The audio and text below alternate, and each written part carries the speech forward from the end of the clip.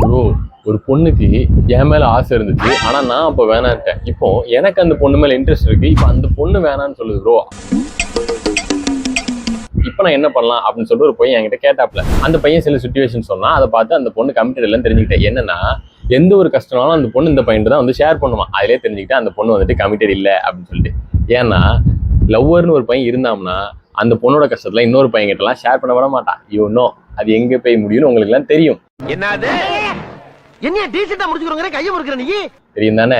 ஒண்ணு அந்த பொண்ணுக்கு வேற யார் மேலே அஃபேர் இருக்கணும், இன்ட்ரெஸ்ட் இருக்கணும், இல்லைன்னா அந்த பொண்ணு வேணும்னு அலைய வைக்கிறதுக்காக இதை பண்ணணும். சப்போஸ் அந்த பொண்ணுக்கு வேற யார் மேலே அஃபேர் இருந்ததுன்னா நீ பண்ண வேண்டிய விஷயம் என்னன்னா, நல்ல வேல்யூ கொடுக்குறதோ கேர் பண்றதோ பார்த்துக்கிட்டே இருக்கணும். அந்த பொண்ணுக்கு எந்த இடத்துல கம்ஃபர்ட் ஜோன் அதிகமாக கிடைக்குதோ அங்கதான் அடிக்கடி வந்து எல்லாத்தையும் ஷேர் பண்ணுவாங்க.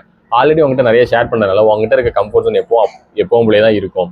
ஸோ அவங்ககிட்ட வந்து ஷேர் பண்ணுவாங்க. நீ இன்னும் அவங்களை நல்லா கேர் பண்ணி பார்க்க உன் மேலே தான் அவங்களுக்கு இன்ட்ரெஸ்ட் அதிகமாக வரும். அப்படி இல்லையா, உன்னை அலைய வைக்கணும்னு தான் அவங்க வேணும்னு பண்றாங்களா, பிரச்சனையே கிடையாது. நீ கொஞ்ச நாள் வெயிட் பண்ணி நீ அவங்கள வந்துட்டு கேர் பண்ணி நீ சும்மா அவங்க கூட இருந்தா மட்டுமே போதும். ஒரு நாள் அவங்களே பிரேக் ஆகி அவங்ககிட்ட வருவாங்க. ஸோ இவ்வளோதான், ரொம்ப சிம்பிள். இந்த வீடியோ பிடிச்ச மறக்காம லைக் பண்ணிக்கோங்க. இந்த மாதிரி இன்ட்ரெஸ்டான வீடியோக்கு சப்ஸ்கிரைப் பண்ணிக்கோங்க.